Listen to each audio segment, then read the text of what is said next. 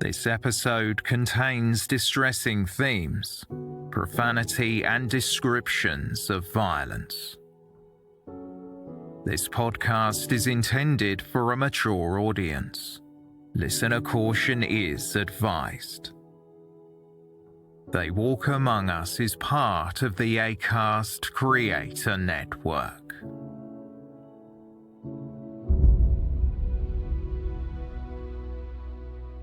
Wedding days are often cherished as one of life's most memorable occasions, filled with anticipation for a bright future.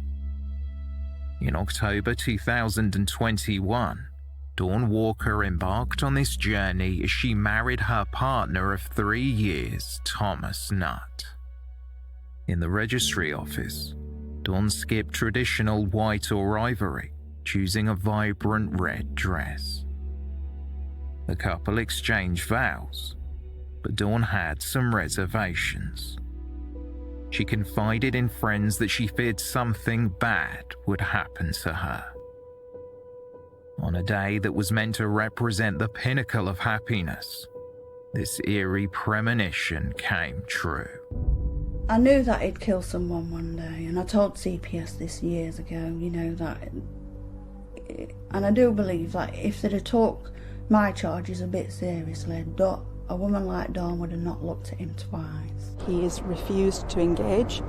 He refused to give evidence in court and to give the family the opportunity to hear what he'd done to Dawn. He was strangling me. I had to try and fight him to get him off me.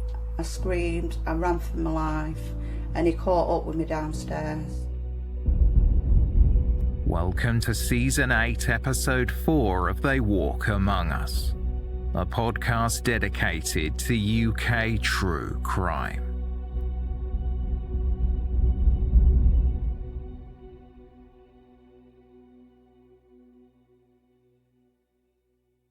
Dawn Walker was a 52-year-old proud mother of 3 and grandmother of 1 from Lightcliffe, a village in Brighouse, West Yorkshire. Dawn was cherished for her kind and caring nature and would go to great lengths for her family, even extending her compassion to people in need.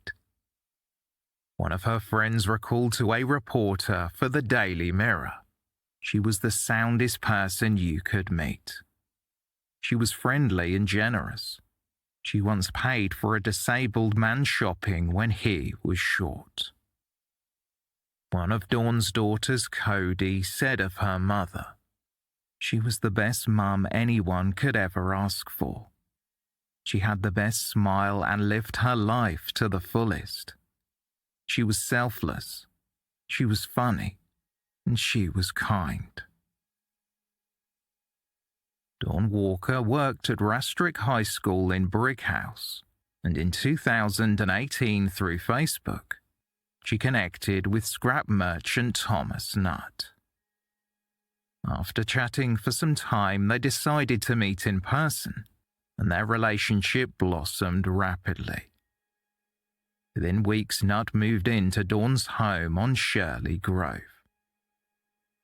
Their love for one another was often displayed on social media, with Nutt affectionately referring to Dawn as his very special queen. In January 2021, Thomas Nutt proposed to Dawn, and she accepted.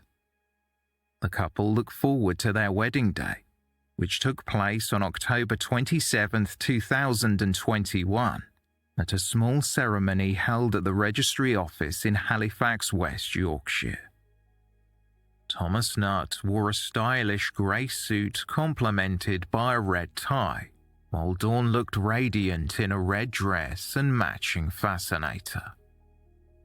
A handful of family and friends were in attendance, and one recalled, "It was a lovely wedding, and Dawn looked beautiful."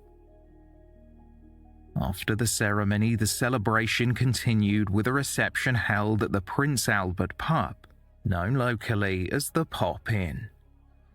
It seemed the atmosphere was filled with happiness as everyone enjoyed the wedding reception. Eventually, Thomas Nutt and Dawn Walker bid farewell to their loved ones.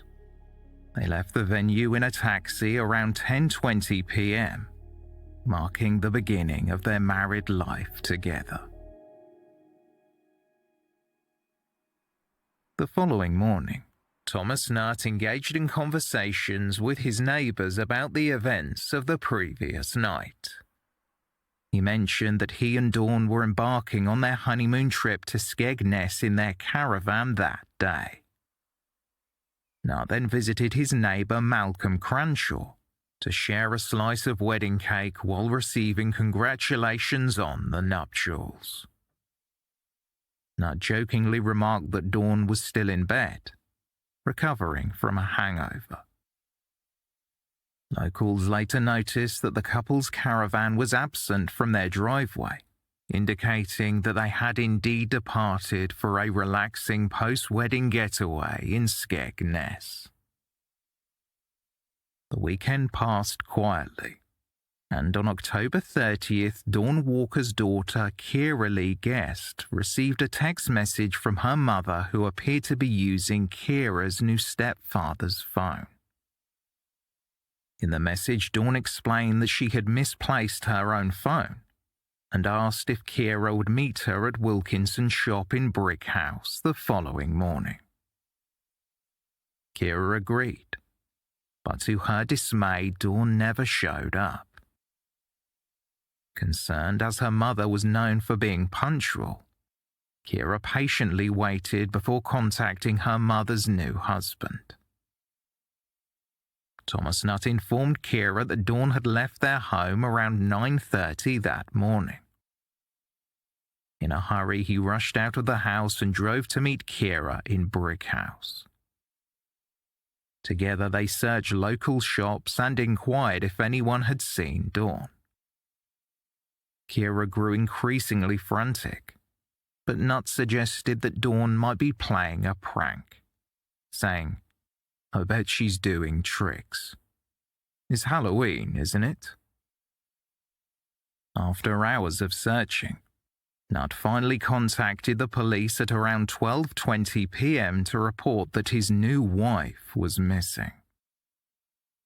He mentioned that Dawn had failed to meet her daughter, and during the call, Nutt disclosed that his wife had a history of mental health issues and suffered from epileptic seizures. PC Thomas Kershaw was dispatched to the couple's residence to gather information from Dawn's husband. As PC Kershaw approached the house, Nutt emerged visibly sweaty and out of breath. He explained that he had hurriedly gone to the local shop to buy cigarettes. Concerned about Dawn's mental health, Thomas Nutt further revealed that she had bipolar disorder and struggled with depression. He also shared a worrying detail, mentioning that Dawn had quietly been fighting alcohol addiction, stating, "My mate down the road has seen her many a time. She's a secret drinker where she's gone for a drink but not gone to the pub, gone to off-license and bought a drink." PC Kershaw proceeded to ask Thomas Nutt routine questions, inquiring about the lead-up to Dawn's disappearance. Nutt explained that the couple had travelled to Skegness in their caravan for their honeymoon after the wedding. Despite the rainy weather, they had a pleasant time watching DVDs in the caravan parked in a lay-by. The officer suggested putting an appeal on social media, but Nutt dismissed the offer, telling him, "I don't want her coming home later on and then seeing it all over Facebook." He then mentioned an incident from the previous year when Dawn had an asthma attack, and the neighbours called the police. She had felt embarrassed by the attention. Thomas Nutt speculated that if there were significant media coverage of Dawn's disappearance, she might react negatively upon her return. After providing his statement to the officer, Nutt discussed Dawn's disappearance with neighbours, and one local, Shane Barkham, joined him while searching a cemetery between Halifax and Siddle. Shane was told that Dawn liked to visit the cemetery and point out children's graves. During the search, Thomas Nutt made a strange remark, expressing a relief that someone accompanied him so that people would not suspect him of murdering Dawn. After Shane shared Thomas Nutt's unsettling comments with his partner Anne-Marie Metcalf, she recalled an incident just before PC Kershaw's arrival. Anne-Marie had witnessed Nutt dragging a large suitcase through the back garden.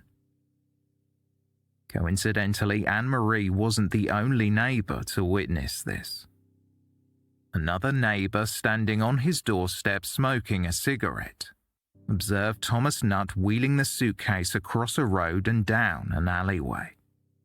They recalled, "I thought it was rubbish. I thought he was tipping because there's a lot of fly tipping around here." Describing how Nutt's actions appeared suspicious, the neighbour went on to say, "He stopped and he was looking around. He was looking from side to side. He didn't see me. Then he ran across to the snicket with the suitcase. I didn't think he wanted anyone to see him. He went down the snicket and just stood there." Whatever was inside the suitcase appeared to be heavy, and Thomas Nutt was out of breath.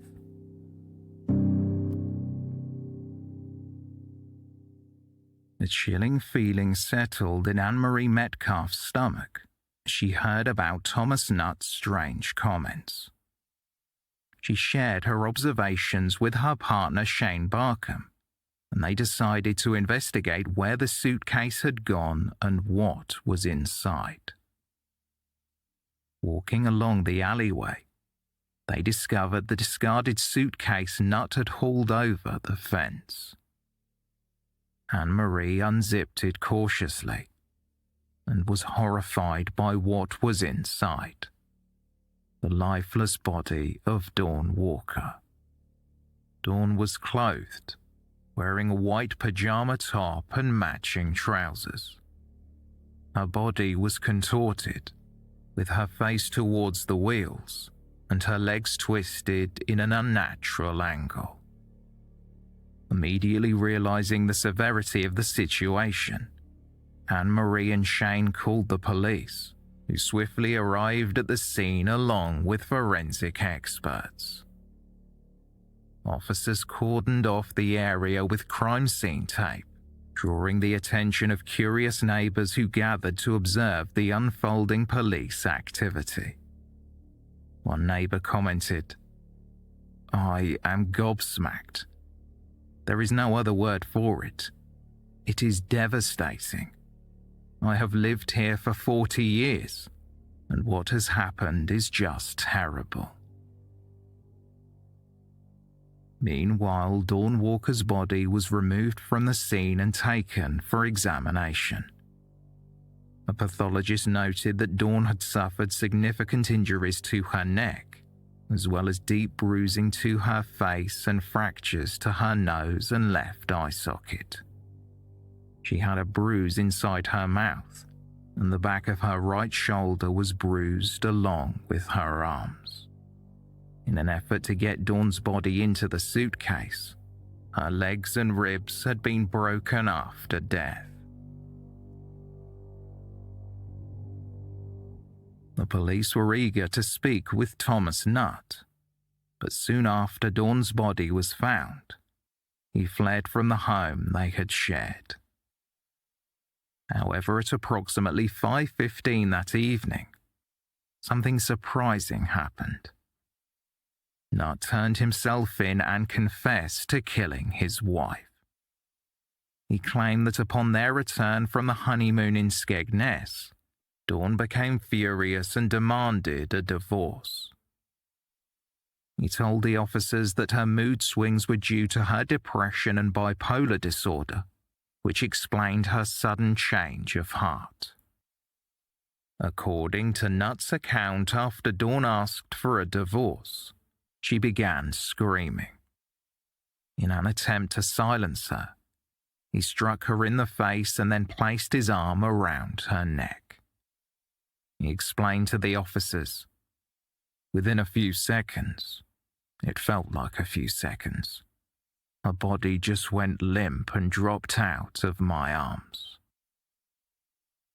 Nutt vividly described how Dawn appeared lifeless. She was not breathing and had no pulse.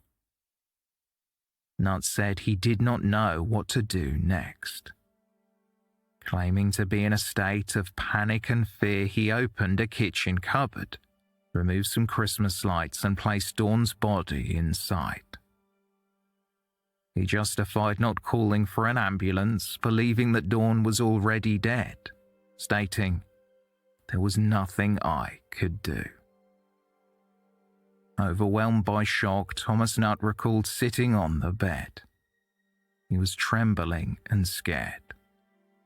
He then resorted to sending text messages to Dawn's daughter Kira pretending to be Dawn, and arranging a meeting in Brick House the following morning. He proceeded to search for Dawn with Kira, showing photographs to people in Brick House and asking if they had seen her, well aware of the reason why she could not be found. Upon returning home and reporting Dawn missing, Nutt went upstairs and retrieved a roller suitcase from the wardrobe. He removed Dawn's body from the cupboard, but as rigor mortis had set in, her body had stiffened. In an attempt to fit her remains into the suitcase, Nutt callously broke his new wife's legs and ribs. Nutt dragged the suitcase containing Dawn's lifeless body through the house and then outside, later confessing, "I had gone through the gate at the bottom of the garden where there's a load of rubbish, and I chucked the suitcase over." He wheeled the suitcase down Nunley Road in Lightcliffe and discarded it in a grassy area before it was later found by curious neighbours. The revelation that Thomas Nutt had been arrested for Dawn Walker's murder came as a massive surprise to everybody who knew the couple, especially those who had attended the wedding just days earlier. Tributes came flooding in for Dawn, as her family posted on social media that she was a loving daughter, mother, nana, sister, auntie, and friend. George Robinson, who represented the Hipper Home and Lightcliffe ward on Calderdale Council, announced he was contacting the authorities to ask what plans there were to engage and support the local community. He stated, "I've also asked if the local schools have been briefed and how our young people will be supported. We're a close-knit community in Lightcliffe, and it's an upsetting time for everyone. Please do check in on your neighbours to ensure they are okay."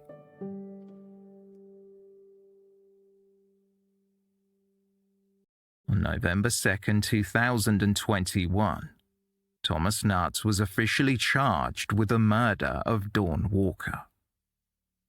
The following morning, dressed in a grey tracksuit, he appeared at Bradford and Keighley Magistrates Court, where he briefly spoke to confirm his details. When he was told he was to be remanded into custody and scheduled to return to court the next day, he simply replied, "Yeah, no worries." During his appearance via video link from HMP Leeds, Nutt admitted to ending the life of Dawn Walker. His counsel, Abigail Langford, acknowledged that Nutt accepted responsibility for killing his new wife. However, Langford indicated that the key issue in the case would be her client's intention, arguing that Nutt did not intend to cause Dawn's death or inflict serious harm upon her. The barrister stated, he accepts unlawfully killing his wife. She also revealed that Nutt had agreed to undergo psychiatric assessment, considering the circumstances and background of the case. As is common with a crime such as this, Nutt had been told by the judge that the magistrate's court did not have sufficient sentencing powers to deal with such a serious offence, and the case would be referred to the Crown Court, where the defendant would be judged by a jury of his peers.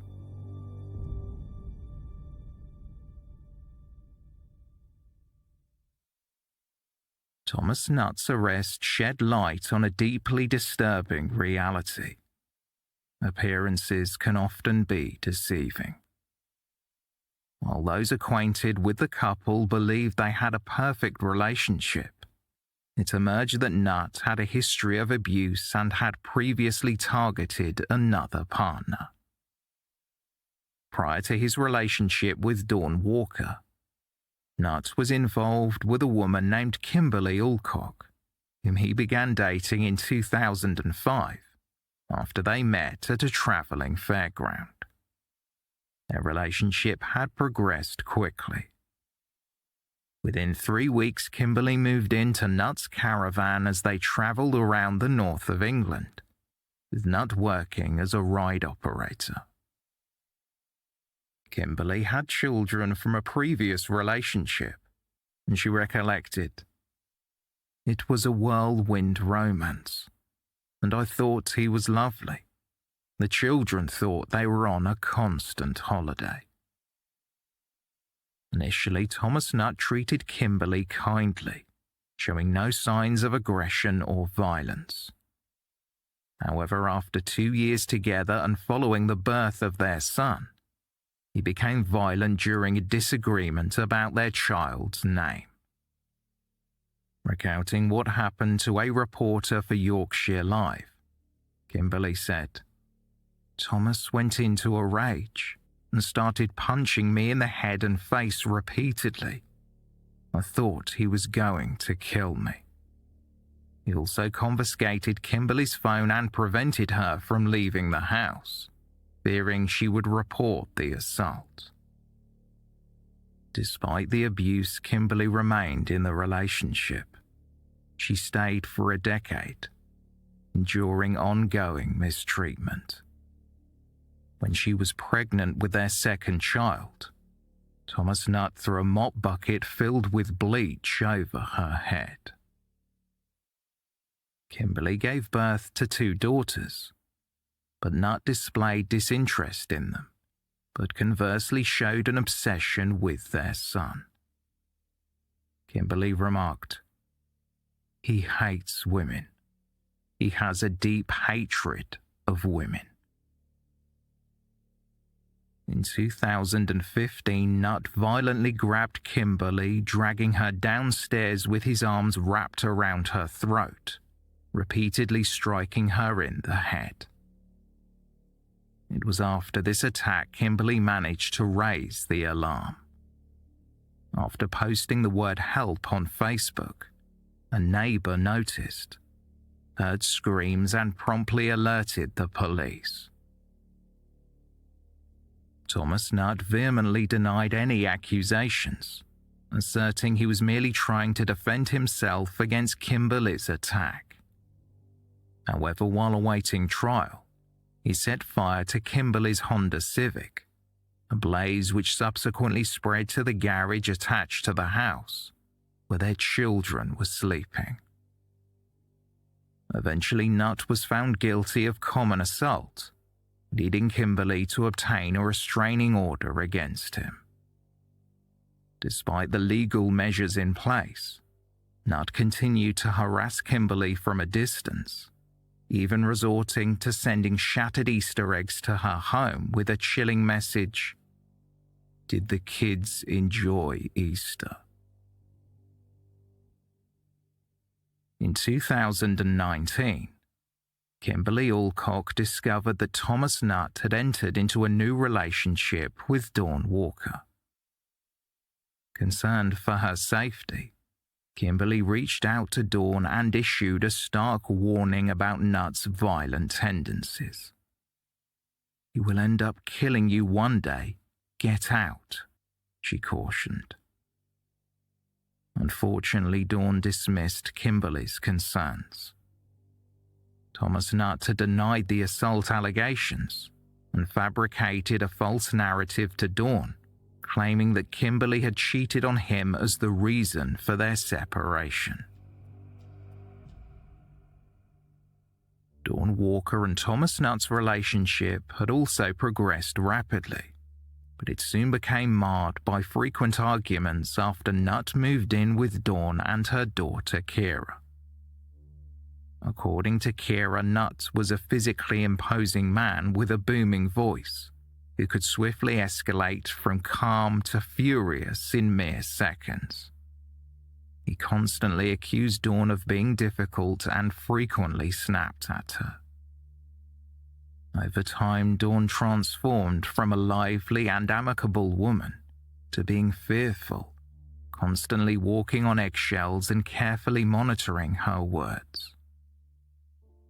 Shortly after Kira's 18th birthday, an intense argument between her and Thomas Nutt led to Dawn evicting Kira from their home.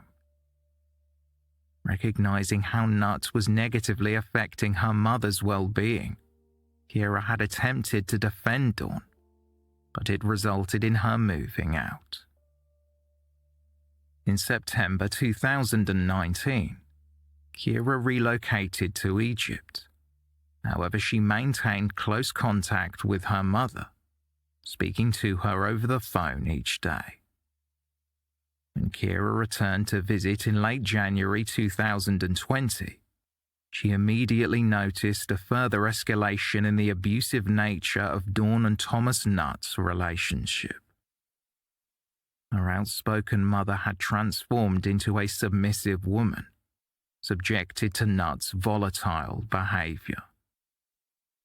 Kira recalled that Nutt would become unhinged over the most minor matters, constantly blowing things out of proportion. On the second day of Kira's visit, Dawn fell ill and went to bed. Nutt, accustomed to Dawn making him a cup of tea, grew furious when she couldn't due to her illness. He stormed upstairs, barged into the bedroom, and began screaming at Dawn, accusing her of being a different person because her daughter was present. Kira travelled back to Egypt for 2 weeks, but upon her return to the UK, she discovered she was pregnant. Consequently, she moved in with her mother and Thomas Nutt, further exacerbating the tense atmosphere within the household. Kira recalled constant arguments between the couple, emphasizing Nutt's disdain for women and his greater respect for men.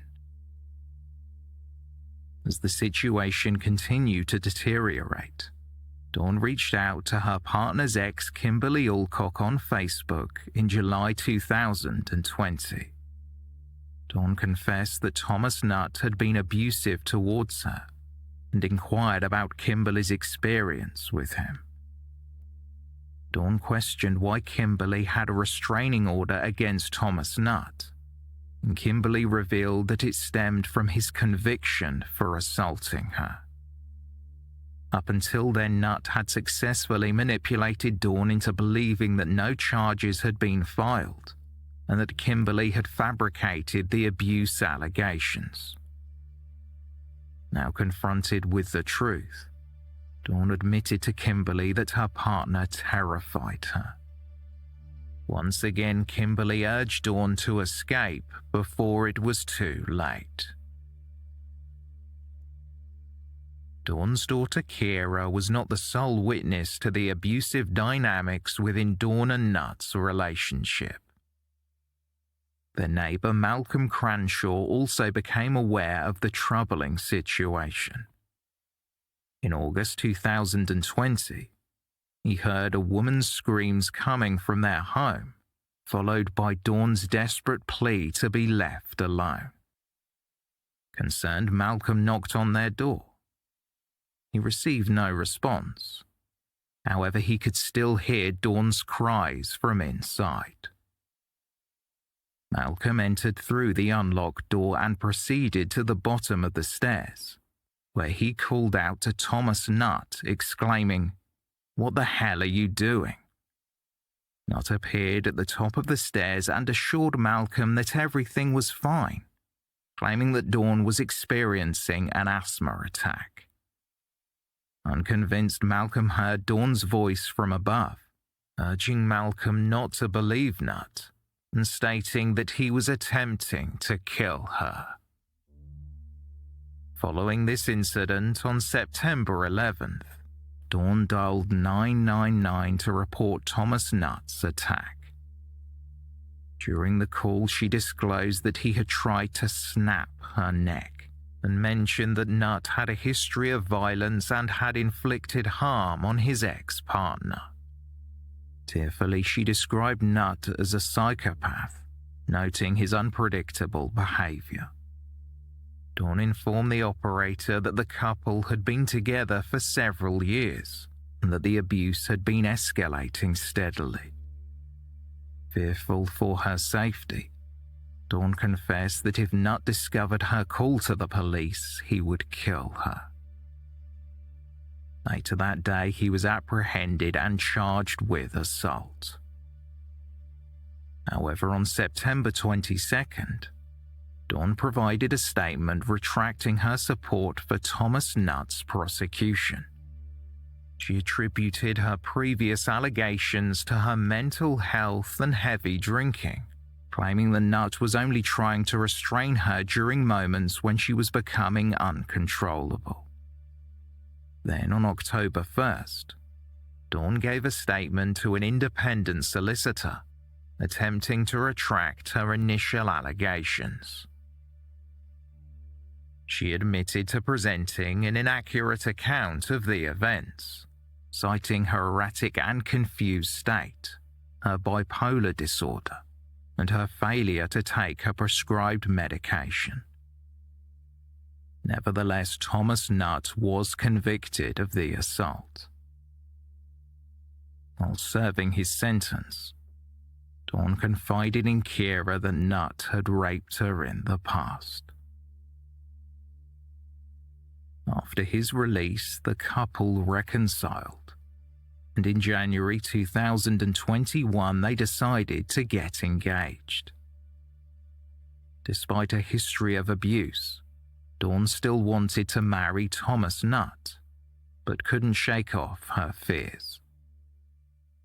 As the wedding day approached, Dawn reached out to her friend June via text, expressing her uncertainty and gut instinct telling her to run away. Feeling unable to confide in anyone, Dawn hesitated to fully share her concerns. June responded, acknowledging that it could just be nerves or possibly her intuition. She suggested that Dawn talk to Kira, but Dawn dismissed the idea, believing her daughter to be biased due to their close relationship. Nonetheless, Dawn continued with the wedding preparations. However, on the day of the wedding, October 27th, she appeared nervous and unhappy, as noticed by Kira. Dawn confessed her fears that something terrible would happen, such as Thomas Nutt leaving her at the altar or having another family. Kira tried to reassure her mother, and Dawn agreed that her worries were just paranoia. The wedding proceeded as planned, with Dawn hastily putting on her wedding dress just 5 minutes before they were due to leave. Although Dawn was not known to be a heavy drinker, witnesses recall her consuming shots and pints throughout the night.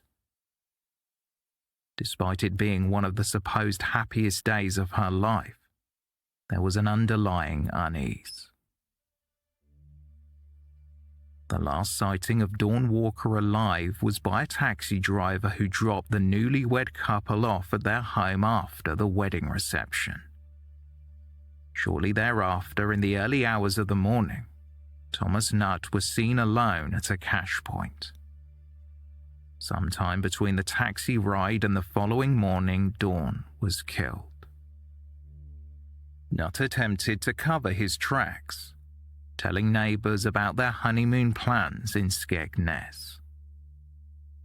Nutt had in fact embarked on the trip alone, driving their caravan and passing through a toll bridge around 10:50 a.m. A CCTV camera recorded Nutt driving the vehicle, but Dawn was not visible in the passenger seat.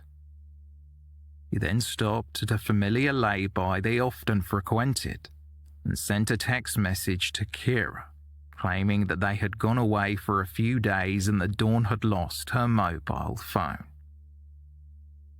Approximately an hour after Nutt called 999 to report Dawn missing, a CCTV camera captured him near their home, dragging a suitcase containing her body through the garden and then over a fence. Around the same time, PC Thomas Kershaw was coming to the house to gather more information from Dawn's new husband. He arrived just as Nutt did, and noticed the excessive sweating after Nutt had disposed of Dawn's body in the nearby grass. The officer received an explanation that Nutt had just rushed to the shop to buy cigarettes. After providing a statement, Nutt was again recorded by a CCTV camera using his foot to erase the tracks left by the suitcase wheels on the garden footpath. News of Dawn's death travelled fast, quickly reaching Thomas Nutt's former partner Kimberly Alcock, who was contacted through social media. I'd got a message request off of someone on Facebook, what I didn't know from Adam, and she'd gone on to say, you don't know me, but Dawn told me about the conversations you two used to have. So I messaged her back, saying question mark, because normally when a woman reaches out to me, you don't know what they're going to come out with. Has he attacked someone else? And she said how psycho Tom used to be. So I said, don't tell me he's striked you, meaning I thought, and it's another victim. And then she went on to say, no, he's killed her yesterday, and she sent me the police report.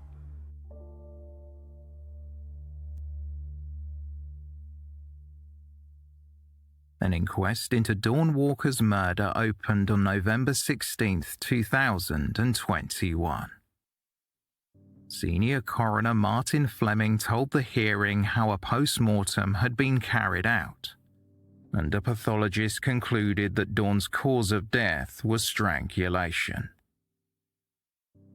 The coroner then revealed that Nutt's defense team had requested a second post-mortem. Before the inquest was adjourned, he agreed to suspend his coroner's investigation until the outcome of the court proceedings against Thomas Nutt. Another hearing was scheduled to determine whether a second post-mortem was to be carried out.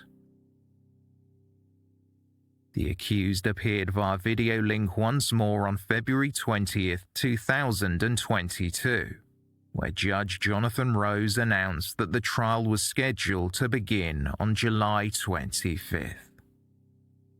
Nutt again returned for a further hearing on April 21st, where Nutt's barrister Stephen Wood QC announced that his client admitted unlawful act manslaughter. This meant that Nutt would still be standing trial for the murder charge. His barrister went on to say that no psychiatric defense was going to be raised during the trial, but informed the court that Thomas Nutt had some serious physical health problems that would need to be accommodated when he next appeared. While awaiting trial, Nutt had suffered a burst hernia in prison and required an operation. He was also on morphine for the pain, which affected his concentration and ability to sit for long periods.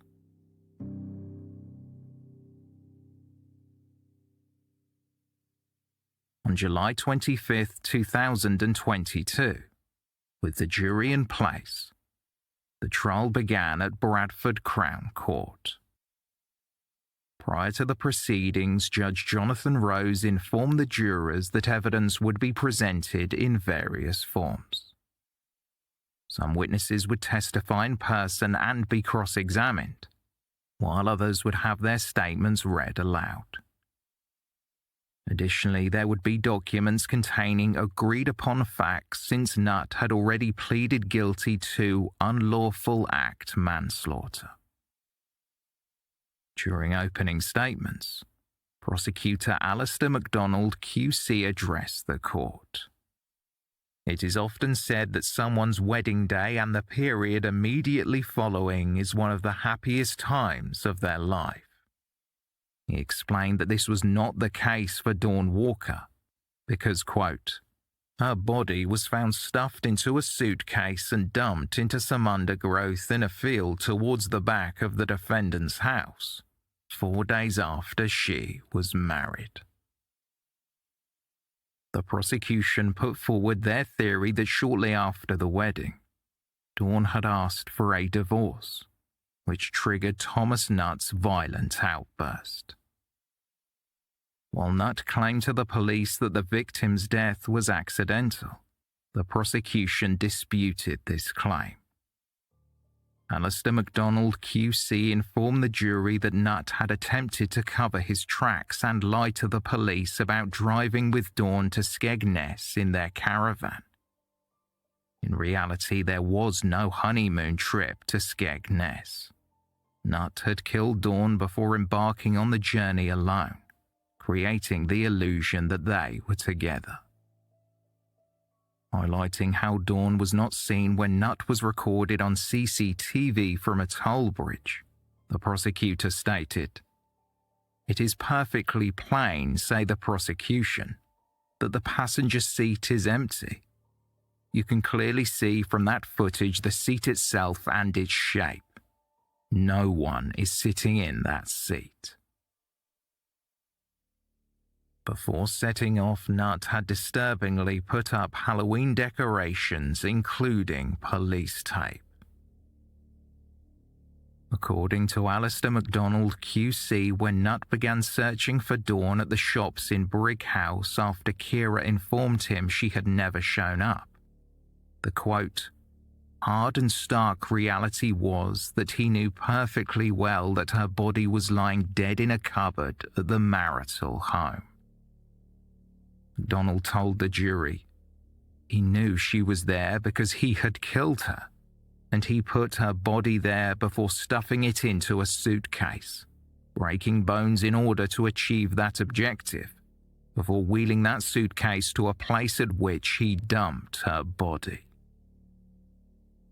The prosecutor paused for a moment to allow the gravity of the details to sink in, then continued, "It is the prosecution's case that when he struck as he did and strangled his wife to death, he intended on delivering those injuries to cause her at least really serious harm, and that he is guilty of murder." Drawing attention to the previous attack Nutt had committed on his former partner Kimberly, Alistair MacDonald QC stated, "You may think that there are remarkable similarities in the defense he ran on that occasion and what he has said in his defense here. The prosecution makes no bones about this. That defense was as contrived then as it is in this case." On the first day of the trial, the jury listened to Kira Lee Guest's police interview. She recounted that after searching for her mother with Thomas Nutt, he dropped her off at home. Kira mentioned calling Nutt around 4 p.m. and planning for him to pick her up 15 minutes later. However, soon after she received a call from her sister, informing her that their mother had been found dead. Expressing her confusion, she said, I don't understand how he could take me round Brick House looking for Mum when she was dead in the house. He cannot say he did that by accident when he left her in a cupboard. I should have listened to Mum when she said something bad was going to happen. Maybe she wouldn't have died. The focus then shifted to the relationship between the newly married couple, and the jury heard statements from various individuals detailing the abuse Dawn suffered. Neighbour Malcolm Cranshaw testified about the incident in August 2020, when he heard Dawn screaming from inside the house. Malcolm and his wife June had been invited to the wedding, but could not attend as June was ill. Both of them informed the jury that night they heard loud noises coming from the couple's home, but they assumed Nut and Dawn were simply intoxicated after the day's nuptials. Kimberly Alcock then provided the jury with a detailed account of her tumultuous relationship with the defendant. Describing Thomas Nutt as a Jekyll and Hyde character, Kimberly explained that he would oscillate between being loving and pleasant and suddenly turning violent. She disclosed that he had repeatedly proposed to her, but she refused, feeling trapped, like a prisoner unable to escape. The next witness was Dr. Kristen Hope, the pathologist who confirmed that Nutt's description of punching Dawn in the face and then wrapping his arm around her neck was consistent with her findings. Dr. Hope stated, "He described striking her in the face with the palm of his hand. It is possible such a blow could have caused a black eye and fractured her nose. It is also possible that after sustaining this, Dawn impacted against an unyielding surface and sustained additional bruising. But the possibility Thomas Nutt inflicted more than one blow cannot be excluded." Despite her efforts, Dr. Hope could not determine the precise time of death, but she confidently concluded that the cause of death was compression of the neck. Alistair MacDonald QC asked Dr. Hope whether Dawn could have sustained her injuries in a fall, and she replied that would be very uncommon. Surprisingly, considering the defendant's plea, following the pathologist's testimony, Defense Counsel Stephen Wood QC announced to the court, "Mr. Nutt will not be giving evidence, nor will we be giving evidence on his behalf."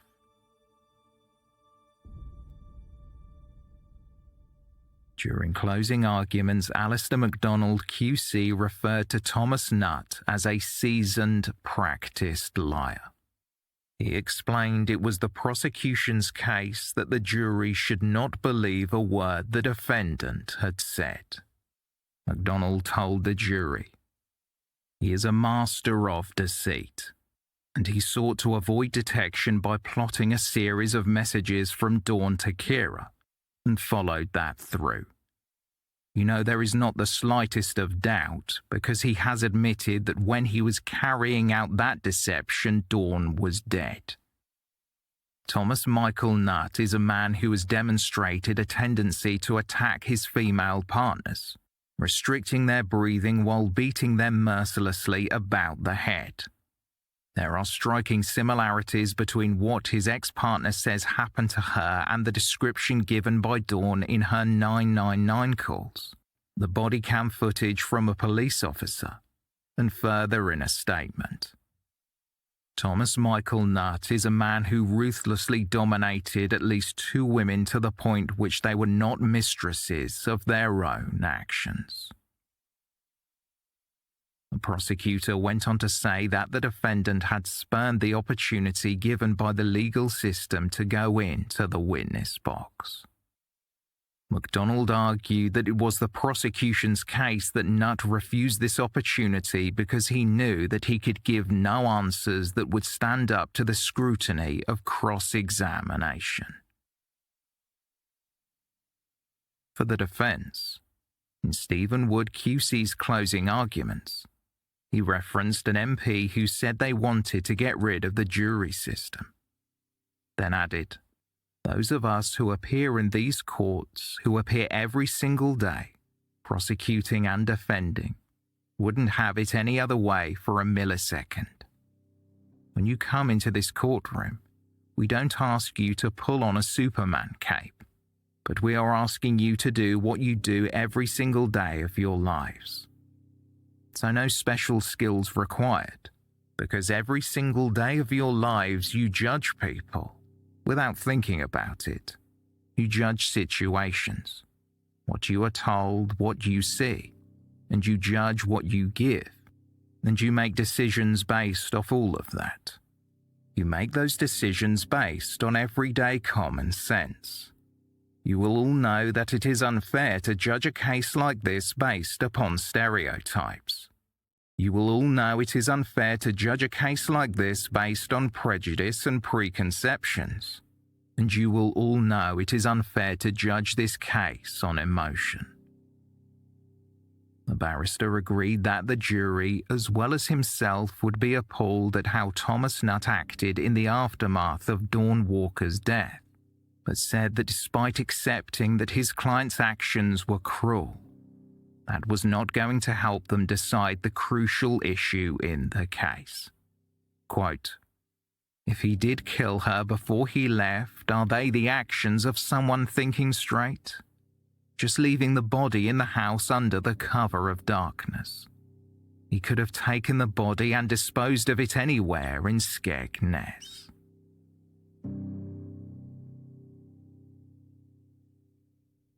After the closing arguments, the jury were dismissed to deliberate whether Thomas Nutt had killed his wife in a fit of rage, or had done so when he was not of sound mind and did not intend to cause her serious harm. 3 hours later, they returned with a verdict, finding Nutt guilty of the murder of Dawn Walker. Judge Jonathan Rose addressed the jury, informing them that they had likely experienced enough distress during the court case and would not be required to serve on a jury for another 10 years. The only outcome for murder was an automatic sentence of life, but the judge needed to set a minimum term that Thomas Nutt would serve behind bars before he could be considered for parole. The sentencing hearing was scheduled for August 19th. As Thomas Nutt was escorted out of Bradford Crown Court, Dawn's family erupted into cheers, while Nutt muttered, "Fuck you."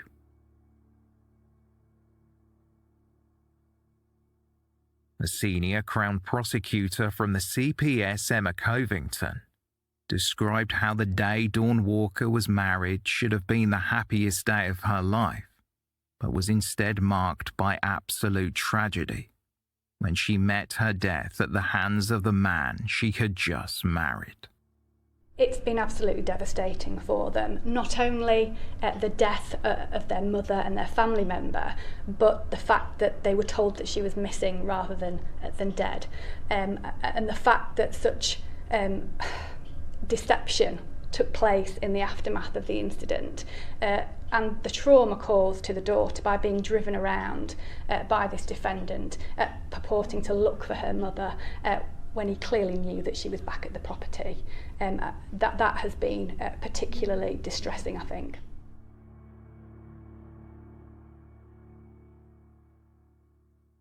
On August 19th, Thomas Nutt returned to court for the trial's sentencing phase. Victim impact statements were presented by Dawn Walker's loved ones, including her sister Lisa. Lisa expressed how Nutt had manipulated Dawn and isolated her from her family for 3 years. Emotion overcame Lisa, and she said, "I mourn for my sister who suffered so much and felt like she had nobody to turn to because this man made her feel worthless." Lisa conveyed the compounded pain and loss experienced by the family, along with the horror of how Nutt had handled Dawn's body by hiding it in a cupboard while pretending to search for her. Lisa poignantly wondered aloud if Dawn truly knew how deeply she was loved by her entire family. Dawn's daughter Kira also provided a victim impact statement, and speaking to the defendant said, "This man took the most beautiful soul. He's the most selfish person I know. What he did to my mum is beyond cruel." Kira explained that her mother worked hard and then came home to cook and clean, yet Nutt still disrespected her.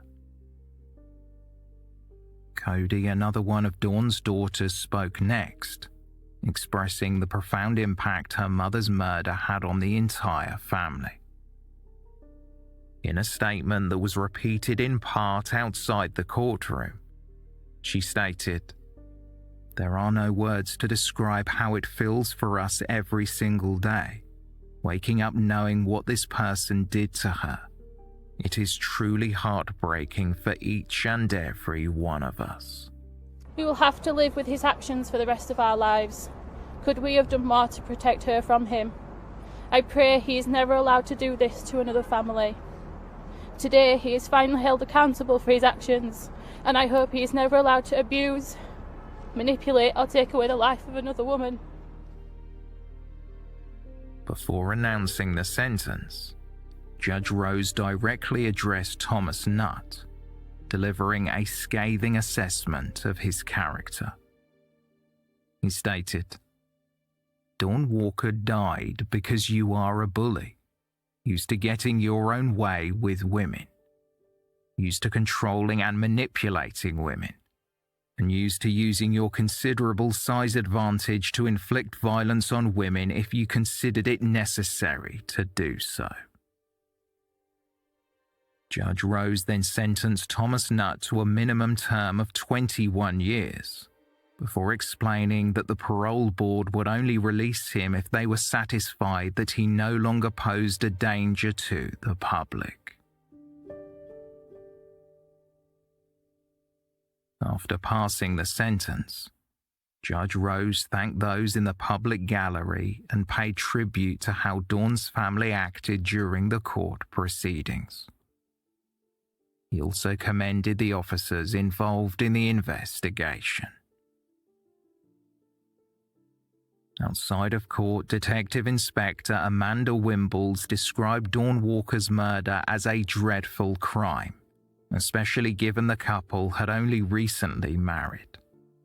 The officer went on to say, "Our thoughts continue to be with Dawn's family, who have shown great dignity and strength through what has understandably been a devastating time for them.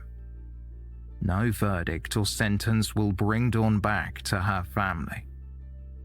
I hope, however, that in getting justice they can begin to move forward with their lives. We encourage any victims of domestic abuse or coercive and controlling behavior to come forward and report it to one of our specialist safeguarding officers, who will listen and provide the necessary support."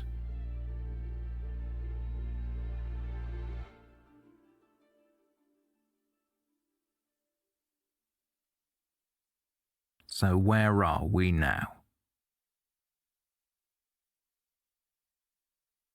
After the sentence was imposed, Thomas Nutt was escorted to a Category B prison in Leeds to begin serving his life sentence. Just days into that sentence, he was attacked by a fellow inmate in the prison's exercise area. He sustained extensive bruising, abrasions and cuts, and according to one source, quote, "He looked like he had been beaten up by Alexander Usyk. Not as a bully and was acting the big I am around the wings. He made himself a target. Another prisoner took exception to his antics and gave him a good pasting. He was a mess afterwards.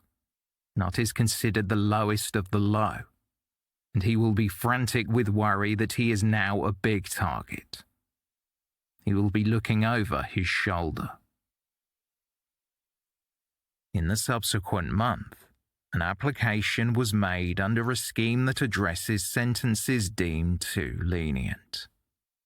The Attorney General's office was requested to review the case and determine whether Nutt's sentence should be referred to the Court of Appeal to consider if it was unduly lenient. Under the rules of the unduly lenient sentence scheme, the Attorney General's office had 28 days from the date of the sentence to make a decision. The Attorney General had the authority to refer it to the Court of Appeal, which could maintain the sentence, deem it unreasonably low and increase it, or refuse to hear the case. This scheme allows victims, their families, prosecutors, and the public to request a review of sentences they believe to be excessively lenient. However, weeks later, it was decided that Nutt's sentence would not be referred to the Court of Appeal. The following month, Thomas Nutt's counsel lodged an appeal against his conviction. As of the time of this recording, that appeal is ongoing.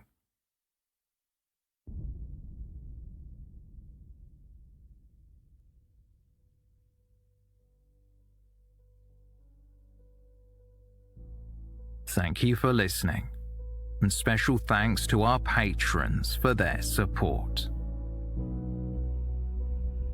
For more information on this episode, please see the show notes or visit our website, theywalkamonguspodcast.com.